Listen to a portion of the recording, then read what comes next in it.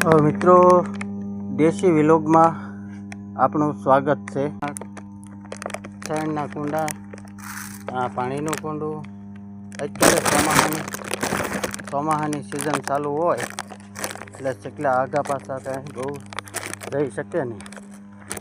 એટલા માટે ચકલા માટે માળા અને ચકલાને છાણ માટે કુંડા, પાણી માટે કુંડા એ અવશ્ય તે લગાવો. તો આ ચકલાનું પાણી છે. આ ચકલાને છાણ માટે ચોખા નાખું છું. એટલે આવી રીતે તમે ચકલાને ખોરાક આપી શકો છો.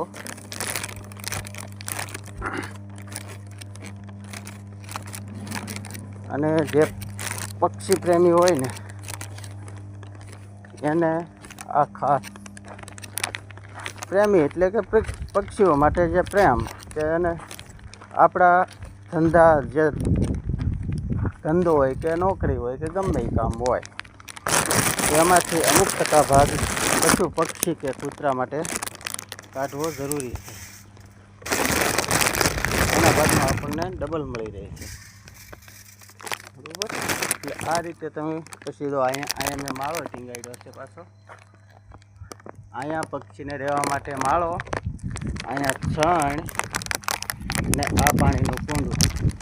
એટલે ત્રણેય વસ્તુ બાજુમાં રાખી અને ચકલાને બહુ બહાર ન જવું પડે આવા વરસાદમાં.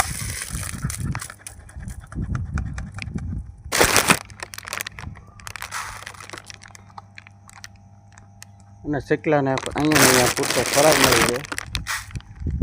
આવી રીતે તમે આપણા ઘરે છે, ઓફિસ છે, પછી કંઈક વન વિભાગમાં હોય, સરકારી વસાહત હોય ત્યાં તને એ કામ છે ને એ કંઈ ખોટું નથી. એ પુણ્યનું કામ છે.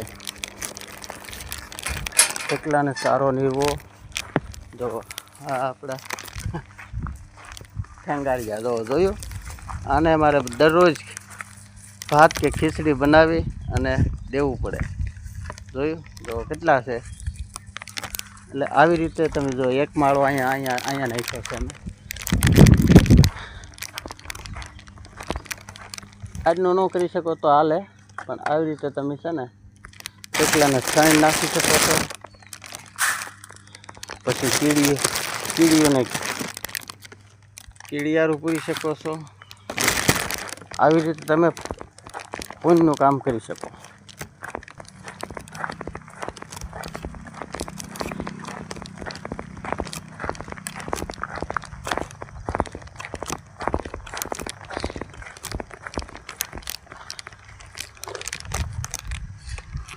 અત્યારે ચોમાસાની ઋતુ છે એટલે થોડોક વરસાદ આખો દિવસ પડે ને એટલે આમાં પાણી ભરાઈ જાય છે.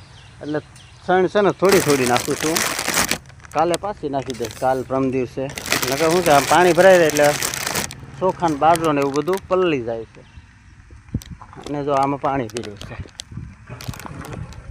આ પાણીનું છે, આ છણનું છે, આમાંય પાણી છે. બરાબર? એટલે આવી રીતે તમે છે ને ચકલાને છાણ નાખી શકો, પાણી પાઈ શકો ને એ પુણ્યનું કામ છે. એટલે મિત્રો, દરેક ભાઈઓને વિનંતી આવી રીતે ચકલાના માળા, પાણીના કુંડા અને છાણના કુંડા આ અત્યારે બજારમાં હાવ સસ્તા મળે છે. એટલે લાવી અને લગાવી શકો છો. અને અમુક સંસ્થા એવી છે કે તમને મફત આપે છે. તમારે ખાલી મહેનત કરવાની છે. ત્યાંથી લઈ આવી અને લગાવવાના છે. અત્યારે ચકલાને પાણી તો મળી રહે, પણ એને ખાવા માટે છણની જરૂરિયાત વધારે પડે. એટલે છણ ગમે ત્યાં તમે જ્યાં કોરું હોય ત્યાં તમે કુંડું બાંધી અને એમાં છણ નાખી શકો તો ચકલા છે ને પક્ષી છે ને આરામથી ખાઈ શકે. બસ જય